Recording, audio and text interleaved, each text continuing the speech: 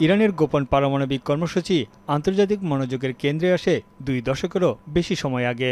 তখন থেকেই ইরান জোর দিয়ে বলে আসছে তাদের পরমাণু কর্মসূচি শান্তিপূর্ণ এবং অস্ত্র তৈরির কোনো পরিকল্পনা নেই। দেশটির তৎকালীন সর্বোচ্চ নেতা আয়াতুল্লাহ আলী খামেনি গণবিধ্বংসী এই অস্ত্র নিষিদ্ধ করে একটি ফতোয়াও জারি করেছিলেন।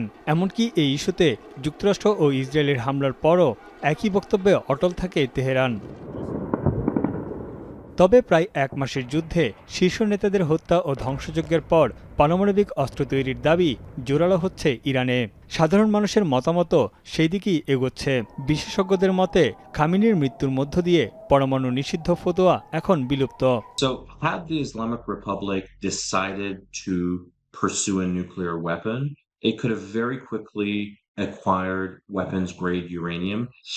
So although Iran had many of the key elements to build a bomb ready to go, Obama প্রশাসনের সঙ্গে করা ইরানের পারমাণবিক চুক্তি থেকে 2018 সালে ডোনাল্ড ট্রাম্প সরে আসার পর থেকেই ইউরেনিয়াম সমৃদ্ধকরণের দিকে মনোযোগ বাড়ায় ইরান। পরবর্তীতে এই কর্মসূচি ধীরে ধীরে এগিয়ে নেওয়ার অনুমতি দেন তৎকালীন সর্বোচ্চ নেতা।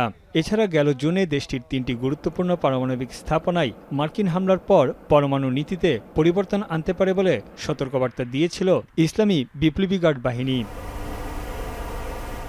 ইরান এখনও প্রকাশ্যে পরমাণু ইস্যুর বিষয় নিয়ে মত দেয়নি। তাদের কাছে এখন পর্যন্ত 400 কিলোগ্রামের বেশি উচ্চ সমৃদ্ধ ইউরেনিয়াম রয়েছে। তবে খামেনিপুত্র নতুন নেতা মোজতবা খামেনি এখনও পরমাণু বিষয়ে তার অবস্থান স্পষ্ট করেননি। এ বিষয়ে দেশটির পররাষ্ট্রমন্ত্রী আব্বাস আরাকচি বলেন, পারমাণবিক ইস্যুতে আগের নীতিগুলো খুব একটা পরিবর্তন হবে না।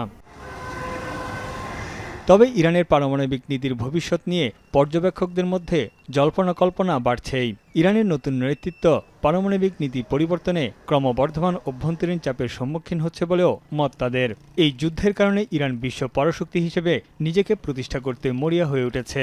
এতদিন মার্কিন হামলার শঙ্কায় এই কর্মসূচির বিষয়ে সংযত ছিল ইরান, এবার সেই বাধাও কেটে গেছে।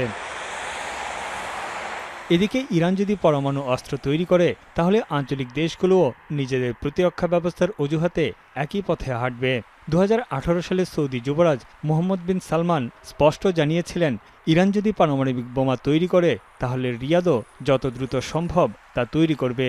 এতে পারমাণবিক অস্ত্র তৈরির সংখ্যাও বাড়বে বিশ্বজুড়ে।